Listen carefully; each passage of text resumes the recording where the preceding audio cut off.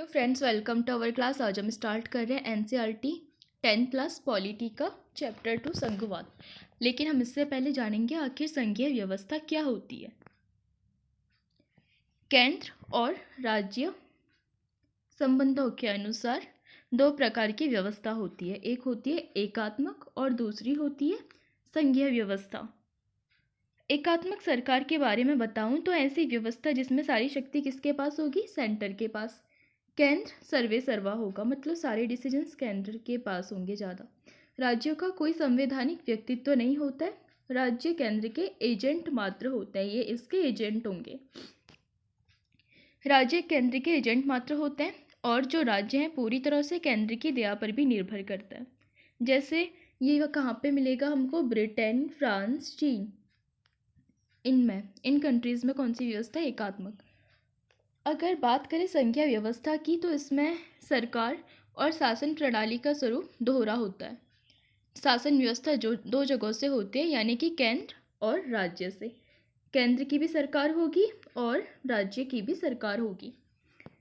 राज्यों का भी संवैधानिक व्यक्तित्व होता है। जैसे आप देखते होंगे भारत में राज्यों का भी अपना संवैधानिक व्यक्तित्व, अपने टाइम पे इलेक्शन होता है, डिसीजन ये भी लेते हैं, ये भी लेते हैं, ऐसे। केंद्र और राज्यों के बीच शक्तियों का बंटवारा होता है। कुछ चीज़ों पर राज्यों को शक्ति दी गई है, कुछ चीज़ों पर केंद्र को शक्ति दी गई है।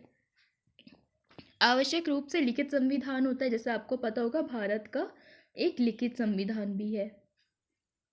राज्यों के विवाद के निपटारा के लिए एक स्वतंत्र और निष्पक्ष न्यायपालिका होती है, सुप्रीम कोर्ट। और वही हमारी फेडरल कोर्ट भी है, संघीय न्यायालय। अब हम बात करते हैं संघीय व्यवस्था किस तरह से राज्यों के लिए महत्वपूर्ण है। संघीय व्यवस्था अधिक लोकतांत्रिक होती है क्योंकि इसमें केंद्र और राज्यों के बीच शक्तियों का बंटवारा होता है।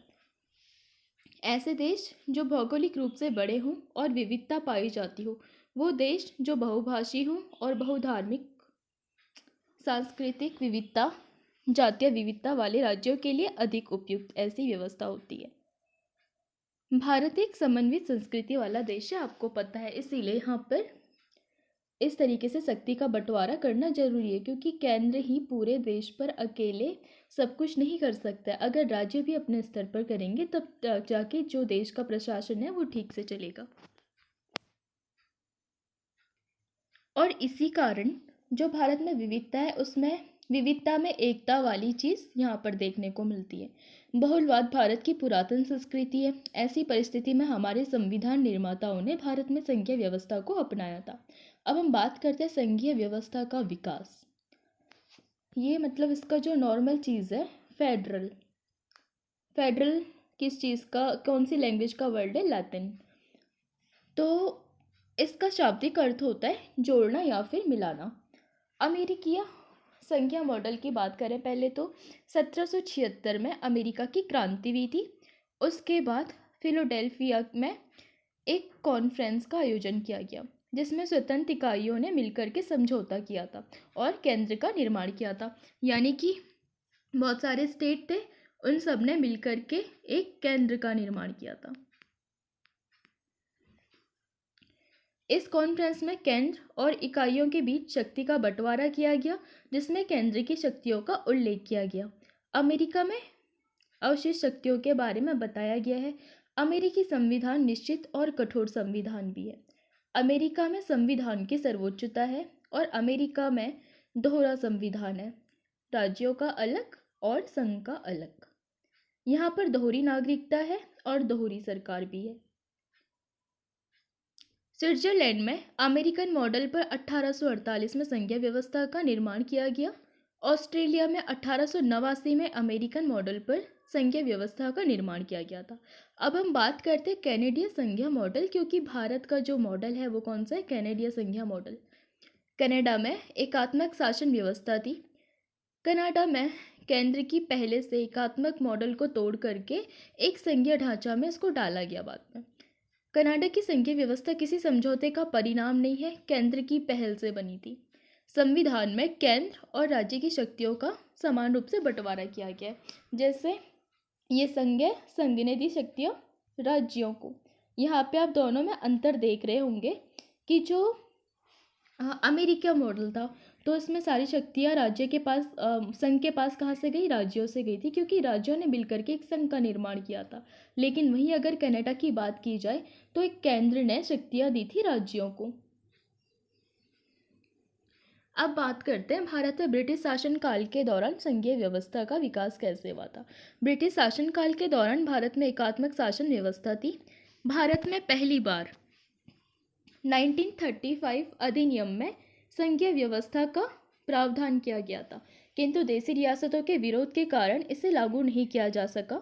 कैबिनेट मिशन ने 1946 में भारत के लिए एक संघीय व्यवस्था का सुझाव दिया था।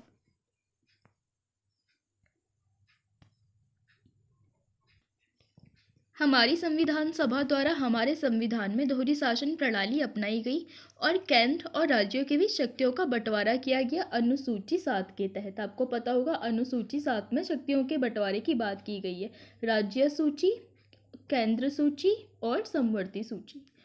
अब बात करते हैं भारत में संघीय शासन व्यवस्था की। संविधान में अनुच्छेद 1 में उल्लेख है कि भारत अर्थात इंडिया राज्यों का एक संघ यानी यूनियन होगा। अब यहाँ पे भारत के लिए यूनियन वर्ड यूज़ किया गया, क्यों?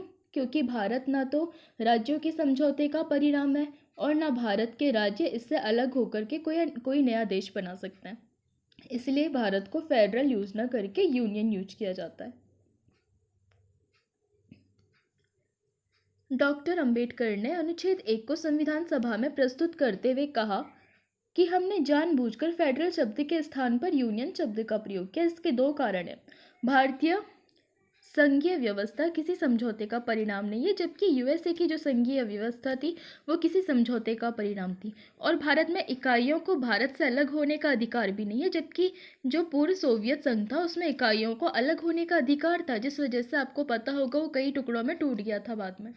संविधान निर्माण से पहले भारत में एकात्मक शासन था। केंद्र की पहल से एकात्मक शासन को तोड़ करके संघीय ढांचे में डाला गया।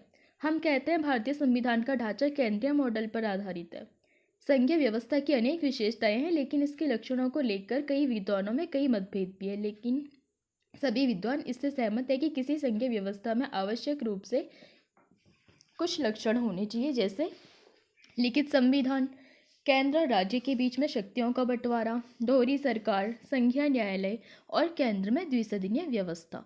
ये सभी लक्षण भारत में पाए जाते हैं। यानी कि हम कह सकते हैं कि जो भारत की संघीय व्यवस्था है वो भारत में संघीय रूप में पाई जाती है। मतलब ये किसी भी प्रकार के समझौते का भी परिणाम नहीं है और यूएसएसआर की तरह इसमें राज्यों को अलग होने का अधिकार भी नहीं दिया गया। अब हम बात करते हैं भारतीय संघीय प्रणाली की कुछ आलोचनाओं की। इसके लिए कई लोगों ने इसकी आलोचना भी की है। पहली आलोचना होती है लिखित और कठोर संविधान के रूप में। जो संघीय व्यवस्था है वो संविधान का काफ़ी लिखित और कठोर है। जैसे अमेरिका संविधान 1787 में फिलाडेल्फिया कॉन्फ्रेंस में निर्मित हुआ था और ये संविधान अत्यंत कठोर है। पिछले 236 वर्षों में मात्र 29 संशोधन इसमें हुए थे। लेकिन भारतीय संविधान लिखित तो है लेकिन लचीला ज़्यादा है और कठोर कम है। इसीलिए भारत संविधान की जो एक खासियत है, क्योंकि मतलब नॉर्मली अगर कंपेयर किया जाए संघीय व्यवस्था के आलोचना में तो ये होना चाहिए लिखित और कठोर। एक मतलब इसमें ये भी क्राइटेरिया दिया जाता है, क्योंकि जो अमेरिका के साथ अगर इसे कंपेयर करते हैं तो अमेरिका का ज़्यादा कठोर है, क्योंकि इसमें सिर्फ 29 संशोधन हुए। और अगर हम बात करें भारत की तो यहाँ पर क्या होता है, ये मतलब लचीला ज़्यादा है और कठोर कम है, क्योंकि आपको पता है इसमें कितने ज़्यादा संवैधानिक संशोधन हुए। दूसरी चीज़ अगर हम बात करें शक्तियों के बंटवारे की, तो संघीय शासन में केंद्र और राज्यों के बीच में शक्तियों का बंटवारा होता है। भारतीय संविधान की 7वीं अनुसूची में केंद्र और राज्य के शक्तियों के बंटवारे की बात भी की गई है। इसमें 3 सूचियाँ आती है, संघ सूची, राज्य सूची और समवर्ती सूची। संघ सूची यानी कि जिस पर राष्ट्रीय महत्व के विषय हों, और जैसे रेलवे हो गया, सुरक्षा हो गया, डाक, विदेशी मामले, दूरसंचार, शेयर मार्केट, जनगणना, ये सारी किस्में आते हैं संघ सूची में। बात करें राज्य सूची की, यानी कि जो राज्य के महत्व के हैं उन्हें राज्य सूची में रखा जाता है। जैसे कानून व्यवस्था, राज्य पुलिस, रेलवे पुलिस, स्थानीय स्वशासन, पंचायती राज, नगर पालिका, कृषि, गैस प्लांट आदि। इस सूची पर राज्य को कानून बनाने का राइट मिला हुआ है। कुछ परिस्थितियों पर राज्य सूची पर केंद्र कानून बना सकती है। जैसे आर्टिकल 249 के तहत यदि राज्यसभा उपस्थित और मतदान करने वालों की 2/3 से प्रस्ताव पारित कर दे कि राज्य सूची उक्त विषय पर कानून बना दे कि अब ये मतलब राष्ट्रीय हित में है, तो उस विषय को संसद कानून बनाएगी और ऐसा कानून 1 साल के लिए प्रभावी रहता है। अब हम बात करते हैं आर्टिकल 250 की। जब आपातकाल की उद्घोषणा हो तो संसद राज्य सूची के किसी भी विषय पर कानून बना सकती है। आर्टिकल 252 की बात की जाए तो यदि 2 या 2 से अधिक राज्य ये प्रस्ताव पारित कर दें कि राज्य सूची के उक्त विषय पर केंद्र उनके लिए कानून बनाए, तो केंद्र उक्त विषय पर उनके लिए कानून बना सकता है। जैसे कोई ए राज्य है, कोई बी राज्य है, इनको करना है ट्रांसपोर्ट, लेकिन इस पे रिलेटेड उनको टैक्स से रिलेटेड कोई कानून बनाना है, लेकिन यहाँ पर वो चाहते हैं कि केंद्र इस पर कानून बनाए, तो वह ऐसा प्रस्ताव पारित कर सकता है। आर्टिकल 253 की बात की जाए तो अंतर्राष्ट्रीय महत्व का कोई मामला हो तो केंद्र राज्य सूची पर कानून बना सकता है। जैसे कोई फॉरेन कंपनी आई, वो यहाँ पे फैक्ट्री खोलना चाहती है, तो इस पर केंद्र कानून बना सकता है उससे रिलेटेड। अब हम बात करते हैं समवर्ती सूची की। ऐसे विषय जो संघ और राज्य दोनों के महत्व के हों उसे कहते हैं समवर्ती सूची। जैसे शिक्षा हो गया, स्वास्थ्य हो गया, वन, सामाजिक आर्थिक नियोजन हो गया, परिवार नियोजन हो गया, पर्यावरण आदि, ये सारे कौन से हो गए? समवर्ती। इस सूची पर केंद्र और राज्य दोनों कानून बना सकते हैं, लेकिन दोनों के कानून में मतभेद होने पर संघ में कानून प्रभावी होगा। जैसे कई बार क्या होता है, संघ ने भी कानून बनाया, राज्य ने भी कानून बनाया, यहाँ पे दोनों की बात टकरा गई। एक चाहता है, जैसे शिक्षा है, शिक्षा में बोला कि जो नैप है इसको प्रभावी रूप से किया जाएगा, इस सेंटर ने बोल दिया। अब यहाँ पर जैसे अभी का एग्जाम्पल है, मुझे याद तमिलनाडु का, तमिलनाडु ने नैप को किया नहीं था, तो इसमें जो भी इससे रिलेटेड स्कीम मिलेगी तो इस पे यहाँ पर आर्थिक रूप से वो चीज़ मिल नहीं पाई इसको, क्योंकि इसने नैप को अलाउ नहीं किया था। तो यहाँ पर अगर ये कोई सभी कानून बनाता है तो यहाँ पे कौन प्रभावी रहेगा? सेंटर। अब हम बात करें अवशिष्ट शक्तियाँ जिनका उल्लेख किसी सूची में नहीं होता, उसे कहते हैं अवशिष्ट शक्ति। और ये जो शक्ति है अमेरिका में तो राज्यों के पास है, लेकिन भारत में किसके पास है? केंद्र के पास। इसके अलावा अगर बात की जाए भारत की संघीय व्यवस्था की, तो जो राज्यपाल है वो केंद्र का एजेंट होता है। ये भी इसकी आलोचना होती है, क्योंकि जो राज्यपाल है राज्य की कार्यपालिका का प्रमुख होता है, लेकिन इसकी जो नियुक्ति है वो कौन करता है? प्रेसिडेंट। आपको पता होगा, प्रेसिडेंट यानी कि सेंटर करता है राज्यपाल की नियुक्ति, जबकि ये होता है राज्य के कार्यपालिका के प्रमुख। और राज्यपाल राष्ट्रपति के प्रसाद पर्यंत अपना पद भी धारण करता है। इसकी जो चौथी आलोचना एक और होती है, जैसे कि उच्च सदन है वहाँ पे समानता के सिद्धांत का अभाव होता है, लेकिन जो बाकी की कंट्रीज़ हैं वहाँ पे जहाँ पर संघीय मॉडल देखा जाता है तो वहाँ पर समानता के सिद्धांत को भी देखा जाता है। समानता का सिद्धांत ये नहीं कि भेदभाव किया जाएगा, समानता का सिद्धांत यहाँ पे कुछ अलग मायने में मैं अभी आपको बताती हूँ। जैसे जो संघीय व्यवस्था होती है, आवश्यक रूप से केंद्र में 2 सदन होते हैं, आपको पता होगा। एक होता है लोअर, यानी कि हमारे यहाँ पे क्या कहते हैं उसे? लोकसभा। लोकसभा जो जनता का प्रतिनिधित्व करता है, और उच्च सदन जो राज्यों का प्रतिनिधित्व करता है। जैसे अगर हम बात करें अमेरिका की, तो वहाँ पर जो उच्च सदन उसको क्या कहते हैं? सीनेट। तो वहाँ पर समानता का सिद्धांत अपनाया गया, जैसे हर राज्य से 2-2 सदस्य होंगे, यानी कि 50 जो उनके राज्य हैं वहाँ से 2 सदस्य, यानी कि राज्यसभा में उनके 100 सदस्य। लेकिन भारत में क्या किया जाता है? जनसंख्या के आधार पर जितने भी हों उसके हिसाब से किया जाता है, जनसंख्या के आधार पर। जैसे कई राज्यों में 1-1 है, उत्तराखंड में 3 है, और छोटे राज्यों में 1-1 भी सदस्य हो सकते हैं। इसके अलावा जैसे आपको पता होगा यूपी में सबसे ज़्यादा है राज्यसभा के 31 सदस्य, क्योंकि वहाँ पे जनसंख्या ज़्यादा है। इसके अलावा एक और चीज़ है, भारत विनाशी राज्यों का अविनाशी संघ है। भारत में जो विनाशी राज्य का अस्तित्व है केंद्र की दया, मतलब जो भारत में राज्य है उनका जो अस्तित्व होता है वो केंद्र की दया पर होता है। राज्य के नाम सीमा में परिवर्तन करना, राज्य का गठन या पुनर्गठन संसद कानून बनाकर कर सकती है। इस प्रकार भारत में केंद्र राज्यों का विनाश कर सकता है, इसीलिए भारत को विनाशी राज्यों का अविनाशी संघ कहते हैं, जबकि यूएसए में राज्यों का विनाश नहीं हो सकता। इसीलिए अमेरिका को अविनाशी राज्यों को अविनाशी संघ कहते हैं। प्रारंभ में यूएसए में 13 और वर्तमान में 50 राज्य हैं। अगर हम बात करें दोहरे संविधान का अभाव, यूएसए में दोहरा संविधान है, एक देश का 2 राज्यों का, दूसरा है राज्यों का। ठीक है, आपको पता होगा यूएसए है तो वहाँ पर क्या चीज़ है, दोहरा संविधान। पहला हो गया सेंटर का, दूसरा हो गया राज्यों का। लेकिन क्या आपने भारत में ऐसी व्यवस्था देखी? नहीं, क्योंकि भारत में है ही नहीं। भारत में राज्यों का भी सेम संविधान है और संघ का भी सेम संविधान है। दूसरी चीज़ आती है दोहरी नागरिकता। जैसे यूएसए है वहाँ पर दोहरी नागरिकता है, एक देश की हो गई, एक हो गई राज्य की। लेकिन भारत में एक ही नागरिकता है। जैसे कई बार कुछ लोग देखते होंगे अपने आसपास में जो हरे बोर्ड लगे होते हैं किसी नई लोकेशन में, फलाना जगह के नागरिक आपका स्वागत करते हैं, लेकिन वो चीज़ गलत है। आपको पता होगी, क्योंकि नागरिकता सिर्फ देश की मिलती है हमारे देश में। हम सब भारतीय हैं, बस इसके अलावा कोई दूसरी नागरिकता नहीं हो सकती। उससे लोग निवासी कह के लिख सकते हैं, फलानी जगह के निवासी आपका स्वागत करते हैं। अगर कोई नागरिकता लिखता है तो वो गलत चीज़ है। इसके अलावा दोहरी न्यायपालिका का अभाव यहाँ पे देखने को मिलता है। यूएसए में दोहरी न्यायपालिका है, एक संघीय न्यायपालिका हो गई और दूसरी हो गई राज्यों के लिए सुप्रीम कोर्ट। जबकि भारत में एकल न्यायपालिका है। सबसे ऊपर कौन सी होगी? सुप्रीम कोर्ट, फिर होती है हाई कोर्ट और सबसे नीचे अधीनस्थ न्यायपालिका कहते हैं हम जिसे, वो होती है लोअर कोर्ट। इसके अलावा जैसे अखिल भारतीय सेवाओं का सृजन 312 के तहत इस प्रकार की व्यवस्था में पाया जाता है। अगर राज्यसभा टोटल और वोटिंग के 2/3 बहुमत से प्रस्ताव पारित कर दे तो संसद कानून बना करके नए अखिल भारतीय संघ का सृजन कर सकती है।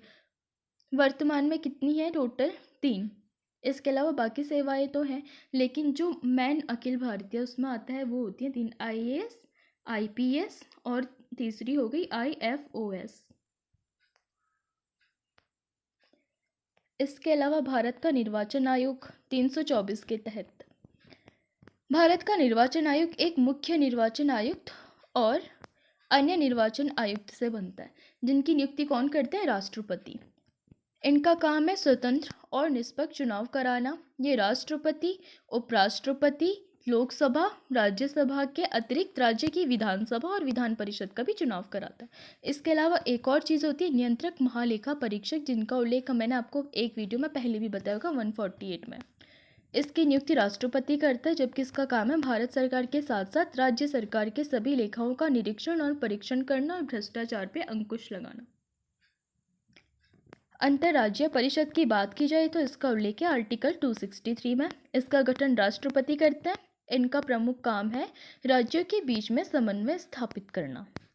इसके अलावा क्षेत्रीय परिषद भी है एक, इसका उल्लेख संविधान में नहीं है, लेकिन राज्य पुनर्गठन आयोग 1956 के समय क्षेत्रीय परिषद का गठन किया गया था, लेकिन इसका उल्लेख संविधान में नहीं है, ये याद रखना। क्षेत्रीय परिषद 5 है, पूर्वी क्षेत्रीय परिषद, पश्चिमी क्षेत्रीय परिषद, उत्तरी क्षेत्रीय परिषद, दक्षिणी और मध्य क्षेत्रीय परिषद। इसके अतिरिक्त भारत में पूर्वोत्तर राज्य क्षेत्रीय परिषद भी है। क्षेत्रीय परिषद में राज्यों के सीएम इसके सदस्य होते हैं और इसके सदस्य में अन्य जो इसके अध्यक्ष होते हैं वो होते हैं गृह मंत्री। भारत में क्षेत्रीय परिषद का गठन संसद द्वारा कानून बनाकर किया जाता है। हम बात करते हैं वित्तीय आयोग की। इसके बारे में हमें पता चलता है आर्टिकल 280 से। भारत का एक वित्त आयोग होगा, इसमें एक अध्यक्ष और अन्य सदस्य होंगे, लगभग शायद 4 सदस्य। इनकी नियुक्ति राष्ट्रपति करते हैं और राष्ट्रपति के प्रसाद पर्यंत ये अपना पद धारण करते हैं। इसका काम केंद्र और राज्य के बीच में करों का बंटवारा करना है। एन.के. सिंह की अध्यक्षता में जो 15वां वित्त आयोग था उसका गठन, जिसकी सिफारिश 2020 से 2025 के लिए की गई थी। इसके अलावा पहले योजना आयोग था, उसे बाद में बदल करके नीति आयोग कर दिया गया था, ये आपको पता होगा। योजना आयोग को समाप्त करके 1 जनवरी 2015 को नीति आयोग का गठन किया गया था। आपातकाल की बात करें तो केंद्र में 3 प्रकार के आपातकाल की घोषणा कर सकता है। आपातकाल के दौरान राज्यों की जो शक्तियां होती हैं वो कहाँ पे जाती है? केंद्र के अधीन, अर्थात जो संघीय व्यवस्था है वो क्या हो जाती है? एकात्मक व्यवस्था में परिवर्तित। इस प्रकार भारत में अनेक एकात्मक विशेषताएं भी पाई जाती है। इन्हीं कारणों से अनेक विद्वानों ने भारतीय संघीय व्यवस्था की आलोचना भी की है। संघीय व्यवस्था की विशेषता केसी वियर ने लिखा था कि जो भारत है ऐसी संघीय व्यवस्था नहीं पाई जाती है जिनमें से कुछ एकात्मक लक्षण भी पाए जाते हैं, बल्कि ऐसी एकात्मक शासन व्यवस्था पाई जाती है जिसमें कुछ संघीय लक्षण है। केसी वियर ने भारत को इसी वजह से क्या कहा था? अर्धसंघ। ये सही है कि भारत में गणना की दृष्टिकोण से एकात्मक तत्व अधिक है, लेकिन ये कहना कि भारत अर्धसंघ है इससे सहमत नहीं हुआ जा सकता। जिस प्रकार हम अर्ध त्रिभुज या अर्धवृत्त की कल्पना नहीं कर सकते, उसी प्रकार अर्धसंघ की कोई परिकल्पना नहीं की जा सकती। या तो वो एकात्मक होगा या तो संघीय होगा, तो इसीलिए भारत को हम संघीय व्यवस्था के अंदर ही रखते हैं। लेकिन केंद्र और राज्यों के संबंधों के आधार पर केंद्र संघात्मक या एकात्मक होता है। आपको पता होगा अभी किसी भी व्यवस्था पर तात्कालिक सामाजिक, सांस्कृतिक, राजनीतिक, आर्थिक परिवेश का प्रभाव होता है, साथ ही तत्कालीन परिवेश का भी प्रभाव होता है। यूएसए में प्रारंभ में ही आयकर लगाने का अधिकार राज्यों के पास था, लेकिन बाद में अपने परिवेश के कारण ये शक्ति केंद्रों के पास चली गई थी, या फिर परिस्थिति के कारण ये सारी शक्ति कहाँ चली गई थी? केंद्रों के पास। अमेरिका में केंद्र बाद में मजबूत हो गया था। 1860 के दशक में गृह युद्ध, 1914 से 18 के बीच में पहला विश्व युद्ध, 1929 में महामंदी भी देखी, 1939 से 45 में सेकेंड वर्ल्ड वॉर हुआ था, फिर उसके बाद शीत युद्ध भी हुआ था अमेरिका में, फिर आर्थिक उदारीकरण और वैश्वीकरण आया, फिर आतंकवाद आया, फिर 2008 में दूसरी मंदी आई। फिर कुछ कारणों से बाद में इसे भी रियलाइज़ हुआ कि मतलब अगर केंद्र को ज़्यादा पावर मिलेगी तो ज़्यादा बेटर से अपना प्रशासन चला पाएंगे, तो बाद में केंद्र इनका ज़्यादा मजबूत हुआ था। भारत में स्वतंत्रता के समय सांप्रदायिकता, जातिवाद, भाषावाद, क्षेत्रवाद, उपराष्ट्रवाद जैसे विखंडनकारी गतिविधियां विद्यमान थी, जो आज भी हैं। हमारे संविधान निर्माताओं ने जानबूझकर संघीय व्यवस्था में केंद्र को अधिक सशक्त बनाया, जिससे राष्ट्र की एकता, अखंडता को भी सुनिश्चित किया जा सके। वास्तविकता यह है कि भारत में केंद्र और राज्यों के बीच में पारस्परिक सहयोग है। भारत में संघीय व्यवस्था प्रतिक्रियावादी नहीं है, बल्कि केंद्र और राज्यों के बीच में संयोग से संचालित होती है। ग्रैनविल ऑस्टिन ने भारत को सहकारी संघवाद कहा था। सहकारी यानी कि जो मिलजुल करके काम करे। तो अब हम बात करते हैं केंद्र और राज्यों के बीच में करों का बंटवारा कैसे होता है। आपको अब तक तो पता चल ही गया होगा भारत में कौन सी व्यवस्था है? संघीय व्यवस्था। भारत का एक कर ढांचा भी संघीय है। वित्त आयोग राजस्व और करों का बंटवारा करता है। जैसे कुछ कर केंद्र लगाता है, केंद्र उद्गृहित करता है यानी कि वसूलता है, और केंद्र के पास ही जाता है, यानी कि सेंटर लगाएगा, सेंटर वसूलेगा, सेंटर के पास ही जाएगा। जैसे corporation tax, custom duty tax. इसके अलावा कुछ कर केंद्र लगाता है, केंद्र वसूलता है, और केंद्र और राज्यों के बीच में बढ़ जाता है, यानी कि सेंटर लगाएगा, सेंटर वसूलेगा और इन दोनों के बीच में बढ़ जाएगा। जैसे इनकम टैक्स हो गया, लेकिन कृषि आयकर को छोड़कर। सेंट्रल एक्साइज ड्यूटी यानी कि केंद्रीय उत्पाद शुल्क, ये सौंदर्य प्रसाधन और दवाइयों को छोड़ करके हर चीज़ पे लगेगा। और तीसरी चीज़ होती है कुछ कर केंद्र लगाता है, केंद्र वसूलता है और राज्यों को मिलता है। जैसे अंतर्राज्यीय व्यापार कर, अगर एक स्टेट से दूसरे स्टेट में कोई व्यापार हो रहा है, या फिर समाचार पत्रों पर कर हो गया, रेल हो गया, या फिर जो मालगाड़ी होती है उस पर टैक्स हो गया, विज्ञापनों पर हो गया, यानी कि किसी चीज़ का एडवर्टाइज करना है तो उस चीज़ का हो गया, और हवाई यात्रा और समुद्री यात्रा पर भी, क्योंकि ये सारे अंतर्राज्यीय होते हैं। कुछ कर केंद्र लगाता है, स्टेट वसूलता है और स्टेट को मिलता है। जैसे स्टाम्प ड्यूटी हो गया, संपत्ति के उत्तराधिकार पर कर हो गया, और सौंदर्य प्रसाधन और दवाइयों पर उत्पाद शुल्क हो गया। इसके अलावा कुछ कर राज्य लगाता है, राज्य वसूलता है और राज्य को ही मिलता है। जैसे कृषि पर आय कर हो गया, बिक्री कर हो गया, चुंगी कर हो गया, आबकारी कर हो गया, गृह कर हो गया, मनोरंजन कर हो गया, पथ कर हो गया और वाहन कर हो गया। तो मुझे लगता है आप थोड़ा बहुत संघीय व्यवस्था तो समझ ही गए होंगे। अब हम 10th क्लास का चैप्टर शुरू करेंगे।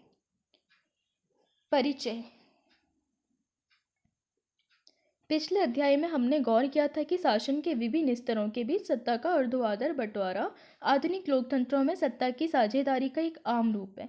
इस अध्याय में हम सत्ता के बंटवारे के इसी स्वरूप पर विचार करेंगे। इसे आमतौर पर क्या कहा जाता है? संघवाद। इससे एक ही लोकतंत्र व्यवस्था के अंदर अलग अलग इलाकों का साथ रहना और चलना संभव हो पाता है। अध्याय के शेष हिस्से में भारत के संघवाद के सिद्धांत और व्यवहार को समझने की कोशिश की गई है। संघीय ढांचे से संबंधित संवैधानिक प्रावधानों पर चर्चा के बाद इस अध्याय में संघवाद को मजबूत करने वाली नीतियों और राजनीति का विश्लेषण किया जाएगा। अध्याय के आखिर में हम भारतीय संघवाद के नए और तीसरे स्तर यानी स्थानीय शासन की भी चर्चा करेंगे। आपको पता होगा, जैसे अभी मैंने बताया, सेंट्रल स्टेट में शक्तियों का बंटवारा, ये होती है संघवाद की पहचान। अब हम बात करते हैं संघवाद क्या है। आइए एक बार फिर पिछले अध्याय में दिए गए बेल्जियम और श्रीलंका के अंतर पर गौर करें। आपको याद होगा कि बेल्जियम के संविधान में जो प्रमुख बदलाव किए गए उनमें केंद्रीय सरकार की शक्ति में करना भी एक था और ये अधिकार प्रांतीय सरकार को दिए गए।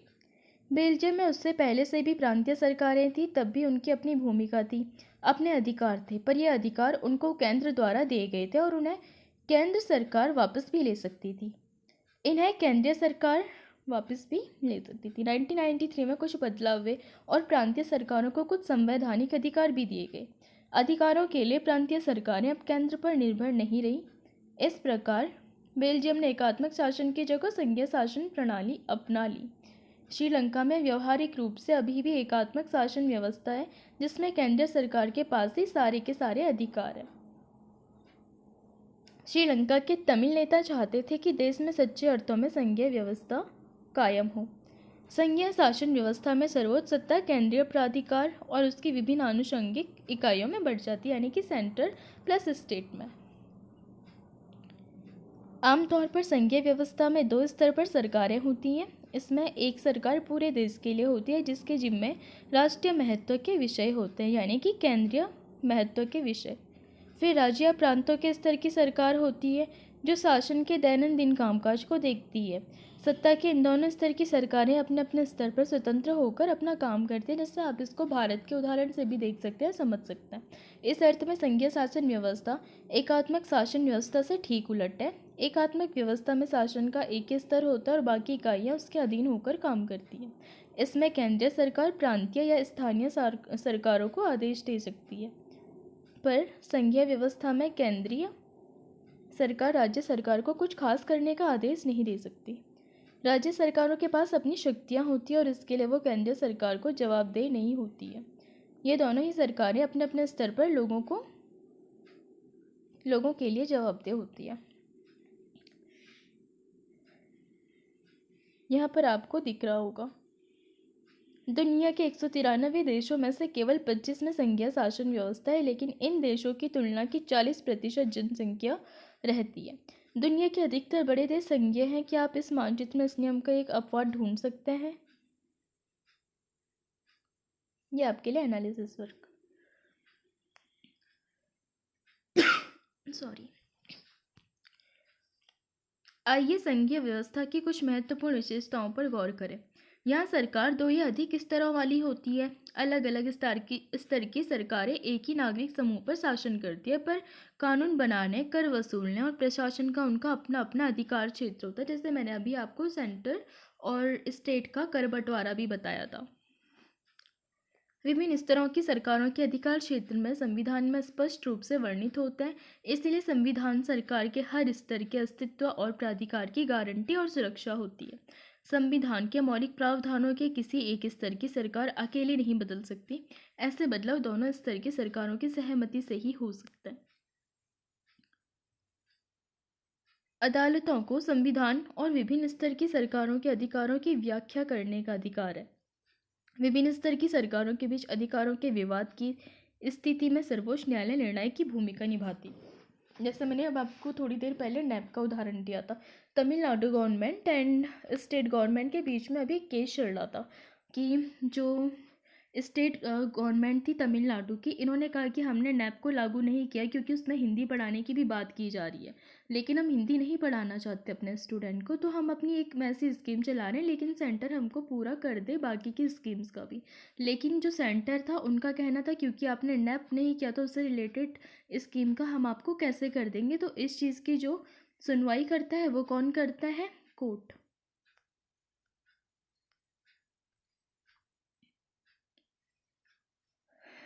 वित्तीय स्वायत्ता निश्चित करने के लिए विभिन्न स्तर की सरकारों के लिए राजस्व के अलग अलग स्रोत निर्धारित है। इस प्रकार संघीय शासन व्यवस्था के दोहरे उद्देश्य होते हैं: देश की एकता की सुरक्षा करना और उसे बढ़ावा देना, तथा इसके साथ ही क्षेत्रीय विविधताओं का पूरा सम्मान करना। जैसा भारत में भी देखते होंगे, एकता और विविधता को तो बढ़ाया जाता है, लेकिन साथ में जो महाराष्ट्रियन है तो वो अपनी संस्कृति को भी मतलब अपनी संस्कृति के अनुसार जी रहा है, जो पंजाबी है वो अपनी संस्कृति के हिसाब से जी रहा है, जो नॉर्थ ईस्ट वाले हैं वो अपनी संस्कृति के हिसाब से जी रहे हैं, जो साउथ वाले हैं वो अपनी संस्कृति, तो इससे मतलब विविधता भी बनी हुई है, साथ में एकता और अखंडता भी बनी हुई है। विभिन्न स्तरों की सरकारों के बीच सत्ता के बंटवारे के नियमों पर सहमति होनी चाहिए और इनका एक दूसरे पर भरोसा होना चाहिए कि वे अपने अपने अधिकार क्षेत्रों को मानेंगे। आदर्श संघीय व्यवस्था में ये दोनों पक्ष होते हैं: आपसी भरोसा और साथ रहने पर सहमति। संघीय व्यवस्था जब सिर्फ बड़े देशों के अनुकूल है तो बेल्जियम ने इसे क्यों अपनाया?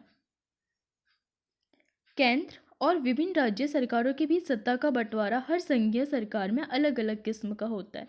ये बात इस चीज़ पर निर्भर करती है कि संघ की स्थापना किन ऐतिहासिक संदर्भों में हुई थी। तो मैंने आपका भी उदाहरण दिए थे। संघीय शासन व्यवस्थाएं आमतौर पर दो तरीकों से गठित होती है। पहला तरीका है दो या अधिक स्वतंत्र राष्ट्रों को एक साथ लाकर एक बड़ी इकाई गठित करने का। इसमें दोनों स्वतंत्र राष्ट्र अपनी संप्रभुता को साथ करते हैं, अपनी अलग अलग पहचान को भी बनाए रखते हैं और अपनी सुरक्षा तथा खुशहाली बढ़ाने का रास्ता अख्तियार करते हैं। साथ आकर संघ बनाने के उदाहरण है जैसे अमेरिका, स्विट्जरलैंड और ऑस्ट्रेलिया वगैरह। जैसे मैंने अभी आपको एग्जाम्पल दिया, यह अमेरिका है, यहाँ पे मतलब इसके जो राज्य थे तो इन सब ने एक समझौता किया था कॉन्फ्रेंस में, तो बाद में वहाँ से इनका बना था अमेरिका पूरा संघ। इस तरह की संघीय व्यवस्था वाले मुल्कों में आमतौर पर प्रांतों को समान अधिकार होता है और केंद्र में बरक्स ज़्यादा ताकतवर होते हैं। मतलब यहाँ के जो स्टेट्स हैं वो ज़्यादा ताकतवर होंगे सेंटर से। संघीय शासन व्यवस्था के गठन का दूसरा तरीका है बड़े देश द्वारा अपनी आंतरिक विविधता को ध्यान में रखते हुए राज्यों का गठन करना और फिर राज्य और राष्ट्रीय सरकार के बीच में सत्ता का बंटवारा कर देना। भारत, बेल्जियम, स्पेन, कनाडा इसके उदाहरण हैं। इस दूसरी श्रेणी वाली व्यवस्था में राज्यों के बरक्स केंद्र सरकार ज़्यादा ताकतवर हुआ था, यानी कि ये समझौते का नहीं था। यहाँ पे मतलब सेंटर देता है इनको पावर। पावर भी क्या देता है, मतलब कुछ पावर इनकी होती है कुछ उनकी होती है, मतलब समझौता भी नहीं है, सहयोग है, आपसी सहयोग से चल रहा है।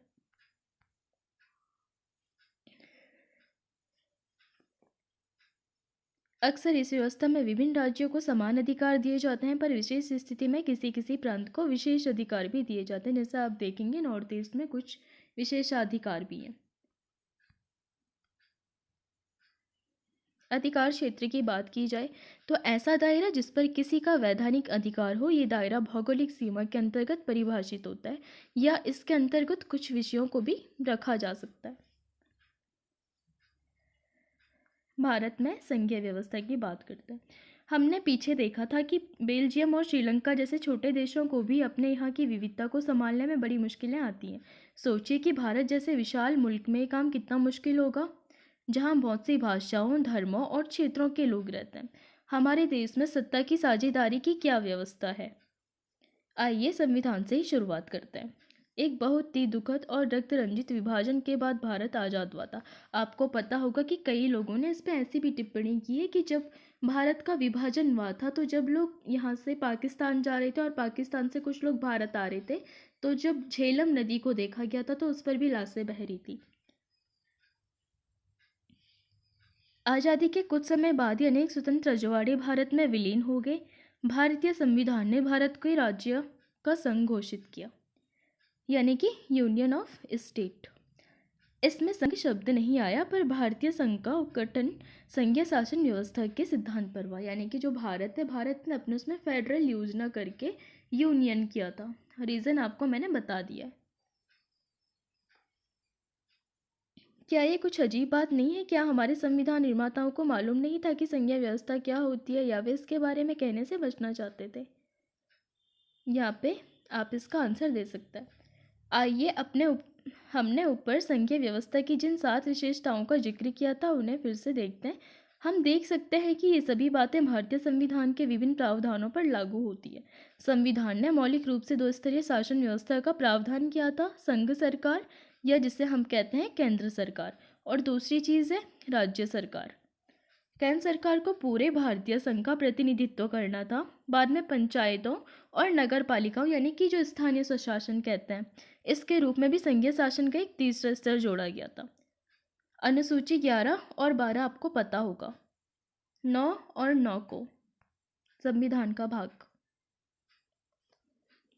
किसी भी इस संघीय व्यवस्था की तरह अपने यहाँ भी तीनों स्तर की शासन व्यवस्थाओं के अपने अलग अलग अधिकार क्षेत्र हैं। संविधान में स्पष्ट रूप से केंद्र और राज्य सरकारों के बीच विधायी अधिकारों को 3 हिस्से में बांटा गया है। ये 3 सूचियाँ: संघ सूची, राज्य सूची और समवर्ती सूची। संघ सूची में प्रतिरक्षा, विदेशी मामले, बैंकिंग, संचार, मुद्रा जैसे राष्ट्रीय महत्व के विषय हैं। पूरे देश के लिए इन मामलों में एक तरह की नीतियों की जरूरत है, इसी कारण इन विषयों को संघ सूची में डाला गया था। संघ सूची में वर्णित विषयों के बारे में कानून बनाने का अधिकार सिर्फ केंद्र सरकार को है। दूसरा है राज्य सूची। इसमें आता है पुलिस, व्यापार, वाणिज्य, कृषि और सिंचाई जैसे प्रांतीय स्थानीय महत्व के विषय। राज्य सूची में वर्णित विषयों के बारे में सिर्फ राज्य सरकार ही कानून बना सकती है। और तीसरी है समवर्ती सूची, यानी कि शिक्षा, वन, मजदूर संघ, विवाह, गोद लेना और उत्तराधिकार जैसे ऐसे विषय जो केंद्र के साथ राज्य सरकारों की साझी दिलचस्पी में आते हैं। इन विषयों पर कानून बनाने का अधिकार राज्य सरकारों और केंद्र सरकार दोनों को ही है, लेकिन जब दोनों के कानूनों में टकराव हो तो केंद्र सरकार द्वारा बनाया कानून ही मान्य होता है। यहाँ एक सवाल उठता है कि जो विषय इसमें किसी सूची में नहीं आते उनका क्या होता है। फिर कंप्यूटर, सॉफ्टवेयर जैसे विषय जिसके अधिकार क्षेत्र में रहे, क्योंकि संविधान बनने के बाद आए। हमारे संविधान के अनुसार बाकी बचे विषय केंद्र सरकार के अधिकार में चले जाते हैं। हमने ऊपर देखा, सबको साथ लेकर चलने की नीति मानकर बनी अधिकतर बड़ी संघीय व्यवस्थाओं में 7 इकाइयों को बराबर अधिकार नहीं मिलते। भारतीय संघ के सारे राज्यों को भी बराबर अधिकार नहीं है। कुछ राज्यों को विशेष दर्जा प्राप्त है, जैसे कि असम, नागालैंड, अरुणाचल, मिजोरम। अपनी विशेष सामाजिक तथा ऐतिहासिक परिस्थितियों के कारण भारत के संविधान के कुछ प्रावधानों जैसे कि अनुच्छेद 371 के तहत विशेष शक्तियों का लाभ उठाते हैं। ये विशेष शक्तियाँ स्वदेशी लोगों, उनकी संस्कृति और सरकारी सेवाओं में अधिमान्य रोजगार के भूमि अधिकारों के संरक्षण के संबंधों में स्पष्ट रूप से उपयोगी हैं। भारतीय संघ की कई इकाइयों को बहुत ही कम अधिकार है। ये वैसे छोटे इलाके जो अपने आकार के चलते स्वतंत्र प्रांत नहीं बन सकते। इन्हें किसी मौजूदा प्रांत में विलीन करना भी संभव नहीं है, जैसे चंडीगढ़ या लक्षद्वीप या देश की राजधानी दिल्ली जैसे इलाके इसी कोटि में आते हैं और इनको इसीलिए यूनियन टेरिटरी में डाला गया था, या फिर केंद्र शासित प्रदेश भी इन्हें कहा जाता है। इन क्षेत्रों को राज्यों वाले अधिकार नहीं है। इन इलाकों का शासन चलाने का विशेष अधिकार केंद्र सरकार को प्राप्त है। आपको पता होगा जैसे दिल्ली में एलजी भी होता है, सीएम भी होता है। अगर कृषि और वाणिज्य राज्य के विषय है तो केंद्र में कृषि और वाणिज्य मंत्री क्यों बनाए जाते हैं? केंद्र और राज्य सरकारों के बीच सत्ता का ये बंटवारा हमारे संविधान की बुनियादी बात है। अधिकारों के इस बंटवारे में बदलाव करना आसान नहीं है। अकेले संसद इस व्यवस्था में बदलाव नहीं कर सकती। ऐसे किसी भी बदलाव को पहले संसद के दोनों सदनों में 2/3 बहुमत से मंजूर किया जाना होता है, फिर कम से कम आधे राज्यों की विधानसभाओं से उसे मंजूर करवाना होता है।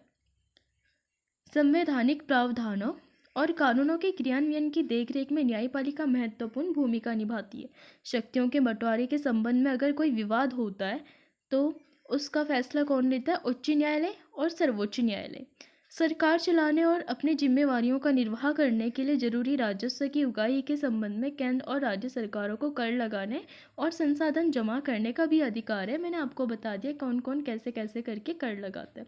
और रही विवाद की बात, तो जैसे अगर दो स्टेट हैं, उनमें नदियों की वजह से कोई विवाद हो गया या फिर बाउंड्री की वजह से कोई विवाद हो गया, तो इसका फैसला करता है हाई कोर्ट या फिर सुप्रीम कोर्ट।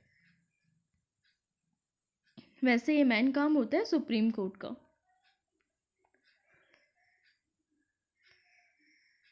संघीय व्यवस्था कैसे चलती है? संघीय व्यवस्था के कारगर कामकाज के लिए संवैधानिक प्रावधान जरूरी है, पर इतना ही पर्याप्त नहीं है। अगर भारत में संघीय शासन व्यवस्था कारगर हुई तो इसका कारण सिर्फ संवैधानिक प्रावधानों भर का होना नहीं है। भारत में संघीय व्यवस्था की सफलता का मुख्य श्रेय यहाँ की लोकतांत्रिक राजनीति के चरित्र को देना होगा। इसी से संघवाद की भावना, विविधता का आदर और संग साथ रहने की इच्छा का हमारे देश के साथ साझा आदर्श के रूप में स्थापित होना सुनिश्चित हुआ। आइए कुछ प्रमुख बातों पर गौर करें जिनसे पता चलता है कि काम किस तरह हो पाया।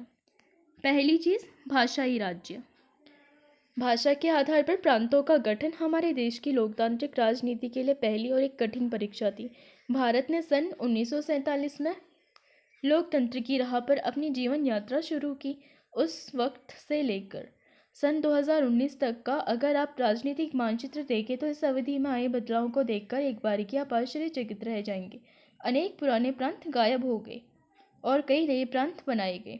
कई प्रांतों की सीमाएं, क्षेत्र और नाम बदल दिए गए। नए राज्यों को बनाने के लिए 1950 के दशक में भारत में कई पुराने राज्यों की सीमाएं बदली। ऐसा ये सुनिश्चित करने के लिए किया गया कि एक भाषा बोलने वाले लोग एक राज्य में आ जाएं। इसके बाद कुछ अन्य राज्यों का गठन भाषा के आधार पर नहीं बल्कि संस्कृति, भूगोल तथा जातीयता यानी कि एथनिसिटी की विभिन्नता को रेखांकित करना और उन्हें आदर देने के लिए भी किया गया था। इसमें नागालैंड, उत्तराखंड, झारखंड जैसे राज्य शामिल हैं। जैसे आपको अगर पता होगा, अभी जो बेलगामी वाला मुद्दा चल रहा है कर्नाटका और महाराष्ट्र गवर्नमेंट के बीच में या फिर स्टेट के बीच में, तो जैसे महाराष्ट्र है तो वो बोलते हैं कि ये मराठी बोलते हैं, इसको महाराष्ट्र में आना चाहिए। और जो कर्नाटक वाले हैं वो बोलते हैं कि जो पुनर्स्थापना गठन वाला था, जो जिनसे राज्य बने थे, तो उसकी वजह से ये कर्नाटक का हिस्सा है 1956 वाले एक्ट से। तो फिर इन दोनों का जो ये मुद्दा था काफ़ी लंबा चला है, 1956 से चला आ रहा है। और 2006 में जब ये सुप्रीम कोर्ट में आया था तो तब से लेकर के आज भी ये केस पेंडिंग चल रहा है। जब एक भाषा के आधार पर राज्यों के गठन की बात उठी तो कई राष्ट्रीय नेताओं को डर था कि इससे देश टूट जाएगा। केंद्र सरकार के चलते राज्यों का पुनर्गठन कुछ समय के लिए टाल दिया गया था, पर हमारा अनुभव बताता है कि भाषावार राज्य बनाने से देश ज़्यादा एकीकृत और मजबूत हुआ। इससे प्रशासन भी पहले की अपेक्षा कई ज़्यादा सुविधाजनक हो गया था। क्या आपका गांव या शहर आज़ादी के बाद से एक ही प्रांत के अंतर्गत रहा है? आप इसे बता सकते हैं। अगर नहीं तो इससे पहले के राज्य का नाम क्या था? क्या आप 1947 के 3 राज्यों के ऐसे नामों को याद कर सकते हैं जो आज बदल गए हैं? या फिर 3 ऐसे राज्यों की पहचान करें जिन्हें बड़े राज्यों को काटकर बनाया गया है। आप इसको देख करके बता सकते हैं। दूसरी चीज़ है भाषा नीति।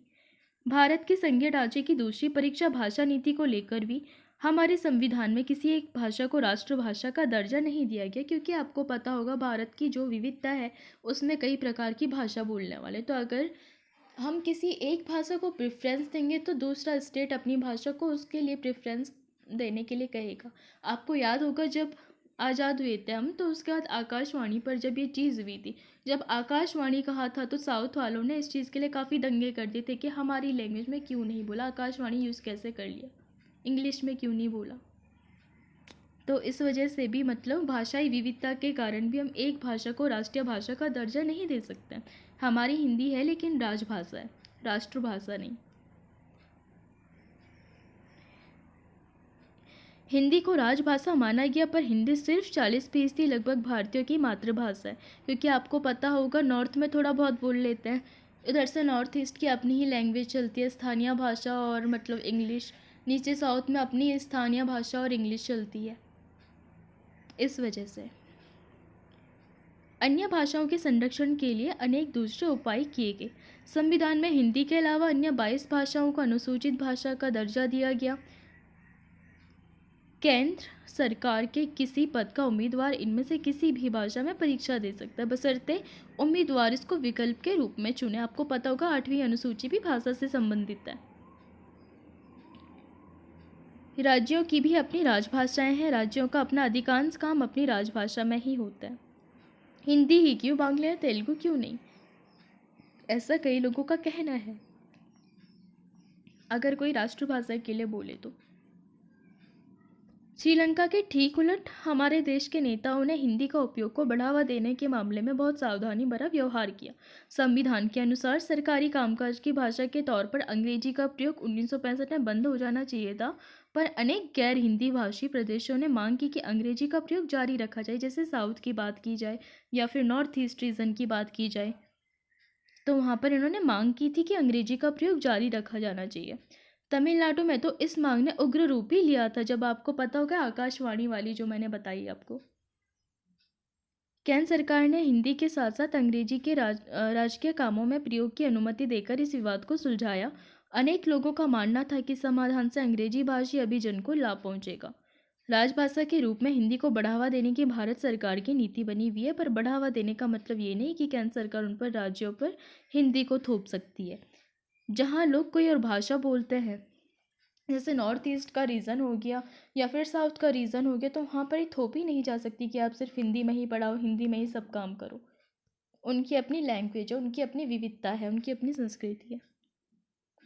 भारतीय राजनेताओं ने इस मामले में जो लचीला रुख अपनाया, उसी से हम श्रीलंका जैसी स्थिति में पहुंचने से बच गए, जैसे वहाँ पे चलता है तमिल और सिंहली में। गठबंधन सरकार एक से ज़्यादा राजनीतिक पार्टियों द्वारा साथ मिलकर बनाई गई सरकार को गठबंधन सरकार कहते हैं। आमतौर पर गठबंधन में शामिल दल एक राजनीतिक गठजोड़ करते हैं और एक साझा कार्यक्रम स्वीकार करते हैं। मैं आपको पिछले चैप्टर में बता चुकी हूँ। केंद्र राज्य संबंध। केंद्र राज्य संबंधों में लगातार आए बदलाव का उदाहरण बताता है कि व्यवहार में संघवाद किस तरह मजबूत हुआ। सत्ता की साझेदारी की संवैधानिक व्यवस्था वास्तविकता में कैसा रूप लेगी, ज़्यादातर इस बात पर निर्भर करता है कि शासक दल और नेता किस तरह इस व्यवस्था का अनुसरण करते हैं। काफ़ी समय तक हमारे यहाँ एक ही पार्टी का केंद्र और अधिकांश राज्यों में शासन रहा। इसका व्यवहारिक मतलब ये हुआ कि राज्य सरकारों ने स्वायत्त संघीय इकाई के रूप में अपने अधिकारों का प्रयोग नहीं किया। जब केंद्र और राज्य में अलग अलग दलों की सरकारें रहीं, तो केंद्र सरकार ने राज्यों के अधिकारों की अनदेखी करने की कोशिश की। जैसे तमिलनाडु एंड सेंटर वाला भी एग्जाम्पल मैंने आपको बताया था।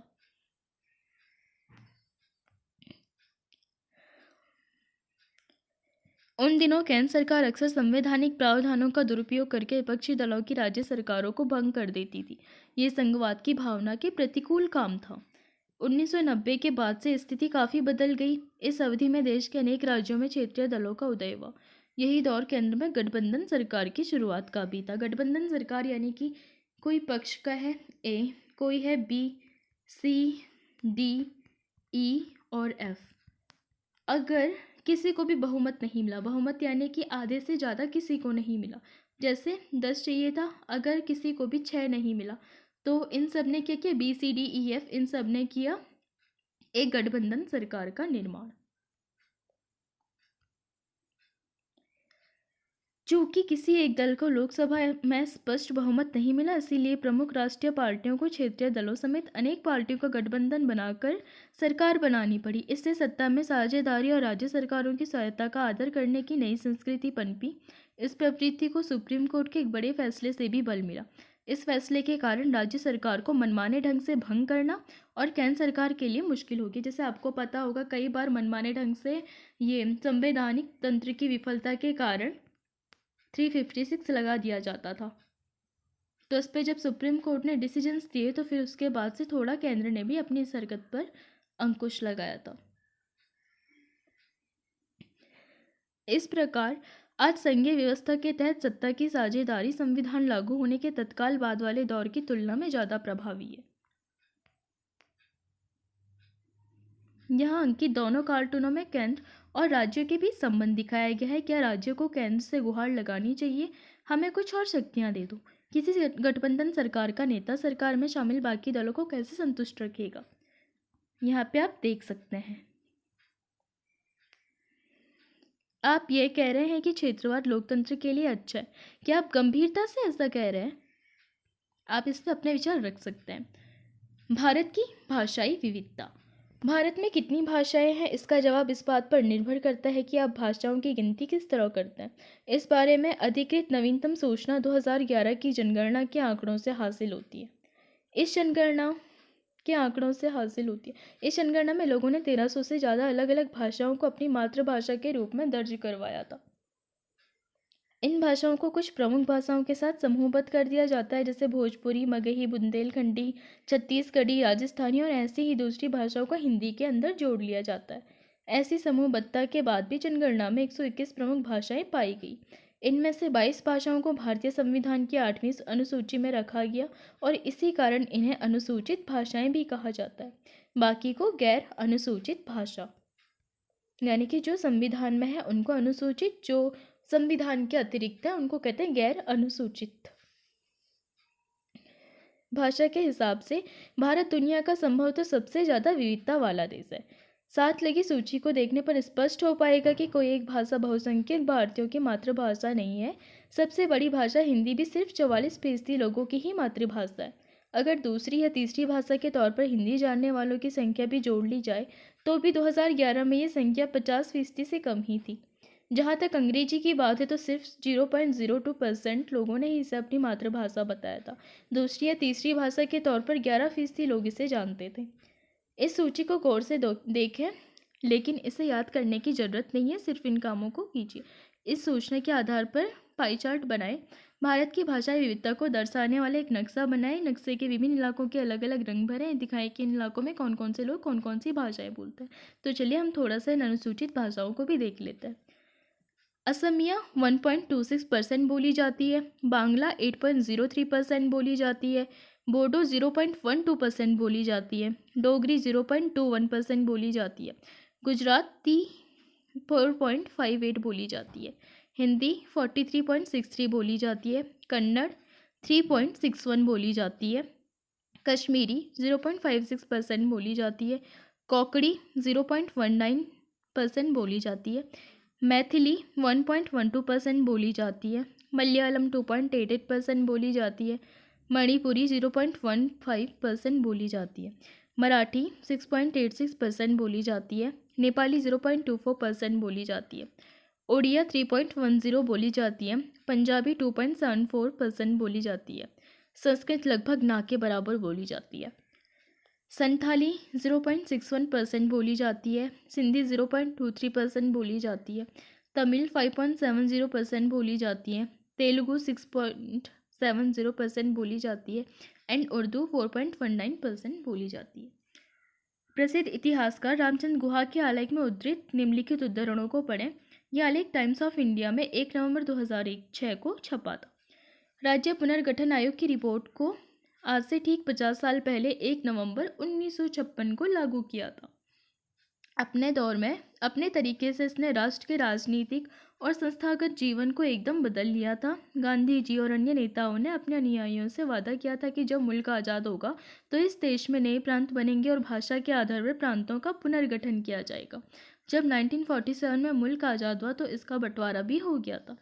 विभाजन धार्मिक आस्था से पुरातन जुड़ाव का परिणाम था। पुरातनी आस्था की एक ऐसी ही चीज़ भाषा के आधार पर कब कितने विभाजन होंगे। नेहरू, पटेल और राजा जी के मन में ये सवाल कौन रहा था। बहरहाल भारत की एकता को कमज़ोर करने की जगह भाषा के आधार पर गठित राज्यों ने इसकी एकता को मजबूत करने में मदद की है। एक व्यक्ति कन्नड़ और भारतीय या बंगाली और भारतीय या तमिल और भारतीय या गुजराती और भारतीय जैसी दो पहचानों के साथ आसानी से जीता है। ये विवाद सुखद तो नहीं, लेकिन उतने बुरे भी नहीं कहे जा सकते।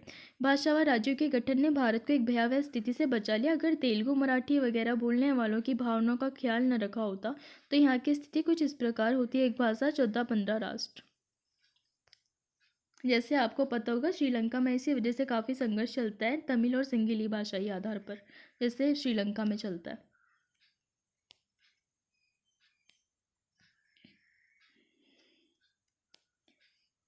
भारत में विकेंद्रीकरण।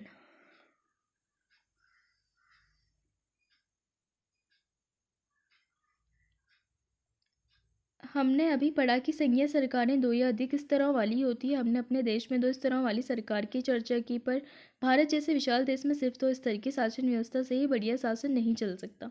भारत के प्रांत यूरोप के स्वतंत्र देशों से भी बड़े हैं। जनसंख्या के हिसाब से उत्तर प्रदेश रूस से बड़ा है। महाराष्ट्र लगभग जर्मनी के बराबर है।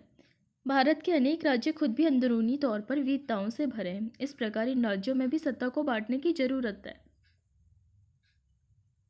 भारत में संघीय सत्ता की साझेदारी 3 स्तरों पर करने की जरूरत है, जिसमें तीसरा स्तर होता है स्थानीय सरकार, यानी कि नगर निगम और पंचायत वाला, जिसमें भारत में सत्ता के विकेंद्रीकरण के पीछे यही तर्क दिया गया था। इसके फलस्वरूप तीनों स्तरों की सरकारें संघीय ढांचा के रूप में सामने आई, जिसमें तीसरे स्तर को स्थानीय शासन भी कहा जाता है। अच्छा, तो हमारे यहाँ रेलगाड़ी के 3 टियर कोच जैसी व्यवस्था है। मुझे तो सबसे निचला बर्थ ही अच्छा लगता है। जब केंद्र और राज्य सरकार से शक्तियाँ लेकर स्थानीय सरकारों को दी जाती है तो इसे सत्ता का विकेंद्रीकरण कहते हैं। विकेंद्रीकरण के पीछे बुनियादी सोच ये है कि अनेक मुद्दों और समस्याओं का निपटारा स्थानीय स्तर पर ही बढ़िया ढंग से हो सकता है।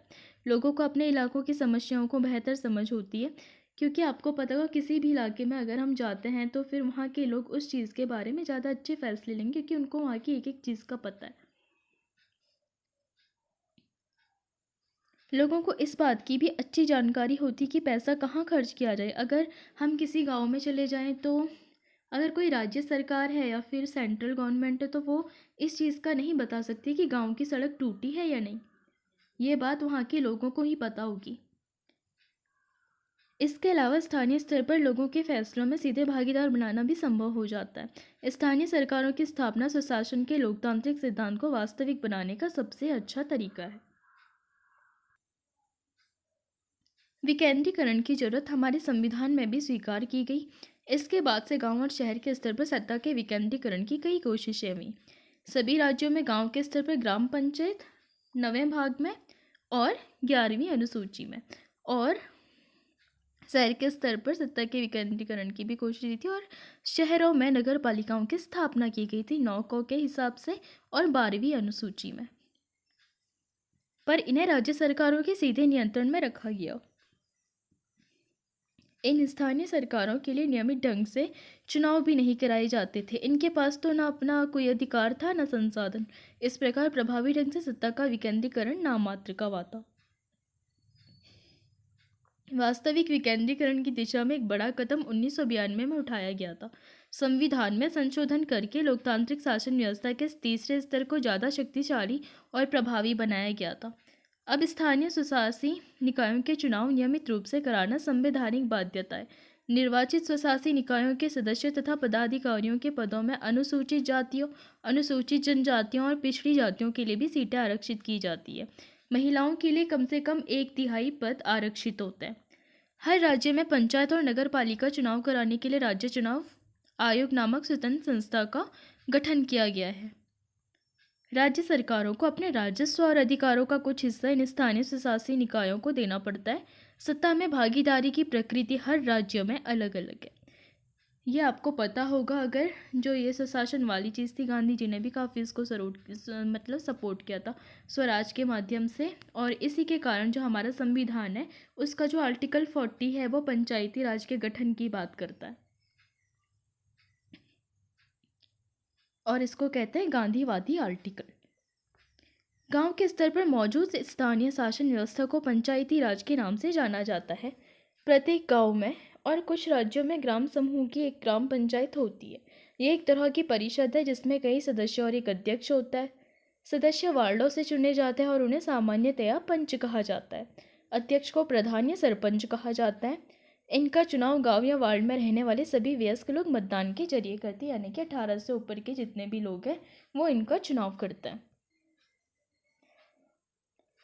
ये पूरे पंचायत के लिए फैसला लेने वाली संस्था है। पंचायतों का काम ग्राम सभा की देखरेख में चलता है। गांव के सभी मतदाता इसके सदस्य होते हैं। इसे ग्राम पंचायत का बजट पास करने और इससे कामकाज की समीक्षा के लिए साल में कम से कम 2 या 3 बार की बैठकें करनी होती है। स्थानीय शासन का ढांचा जिला स्तर पर तक का है। कई ग्राम पंचायतों को मिलाकर पंचायत समिति का गठन होता है। इसे कहते हैं मंडल या प्रखंड समिति या फिर प्रखंड स्तरीय पंचायत। इसके सदस्यों का चुनाव इस इलाके के सभी पंचायत सदस्य करते हैं।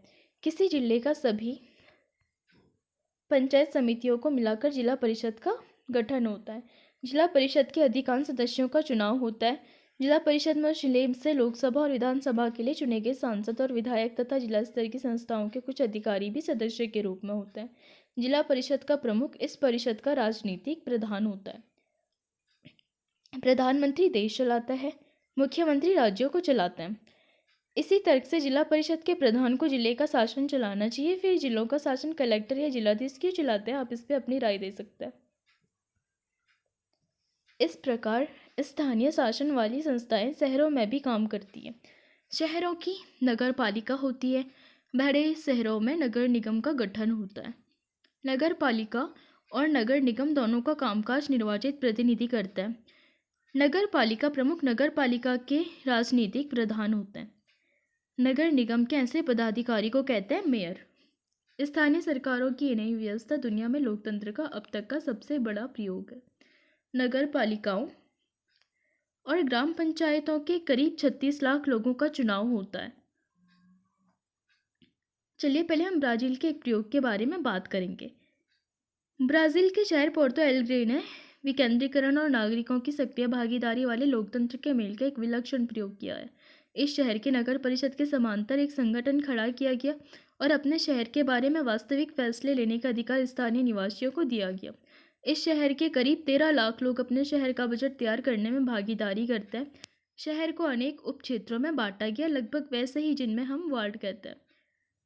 हर उप क्षेत्र की अपनी अपनी बैठक होती है जिसका स्वरूप ग्राम सभा की तरह है और इसके उस इलाके के सभी नागरिक भाग ले सकते हैं। फिर कुछ बैठकें पूरे शहर को प्रभावित करने वाले मुद्दों पर होती है, उसमें शहर का कोई भी नागरिक भाग ले सकता है। इसमें शहर के बजट पर चर्चा होती है। इसके बाद इन प्रस्तावों को नगर पालिका के सामने पेश किया जाता है जो अंतिम फैसला लेती है। हर साल फैसले लेने की इस प्रक्रिया में 20,000 लोग हिस्सा लेते हैं। इस तरीके को अपनाने से सुनिश्चित हो गया कि बजट को सिर्फ अमीर लोगों की बस्तियों में ही खर्च नहीं किया जाएगा। अब सभी गरीब बस्तियों तक बसें जाती हैं। पुनर्वास का इंतजाम किए बगैर भवन निर्माता झुग्गी वालों को उजाड़ नहीं सकते। अपने देश में भी केरल के कुछ इलाकों में ऐसे प्रयोग किए गए। वहाँ आम लोगों ने अपनी बस्तियों के विकास की योजना तैयार करने में भी भागीदारी की थी। इन सब के बावजूद अभी तक अनेक परेशानियां कायम हैं। पंचायतों के चुनाव तो नियमित रूप से होते हैं और लोग बड़े उत्साह से इनमें हिस्सा भी लेते हैं, लेकिन ग्राम सभाओं की बैठकें नियमित रूप से नहीं होती। अधिकांश राज्य सरकारों ने स्थानीय सरकारों को पर्याप्त अधिकार नहीं दिए। इस प्रकार हम स्वशासन की आदर्श स्थिति से काफ़ी दूर हैं। तो चलिए दोस्तों, आपके लिए कुछ होमवर्क। भारत के खाली राजनीतिक नक्शे पर इन राजनीतिक उपस्थितियां दर्शाएं, जैसे मणिपुर, सिक्किम, छत्तीसगढ़, गोवा आदि। विश्व के खाली राजनीतिक मानचित्र पर भारत के अलावा संघीय शासन वाले 3 देशों की अवस्थितियां बताई जो उनके नक्शे को रंग से भरें। शासन के संघीय और एकात्मक स्वरूपों में क्या क्या मुख्य अंतर है, आप इसे बता सकते हैं। 1992 के संविधान संशोधन के पहले और बाद में स्थानीय शासन के 2 महत्वपूर्ण अंतरों को बता सकते हैं।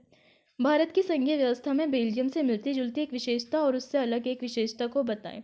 तो चलिए दोस्तों, आज के लिए इतना ही। अब मिलेंगे नेक्स्ट क्लास में। अगर आपको पसंद आए तो लाइक कीजिए, शेयर कीजिए, सब्सक्राइब कीजिए। टेलीग्राम का लिंक आपको डिस्क्रिप्शन में मिल जाएगा, आप उसको ज्वाइन कर सकते हैं। Thanks to watching.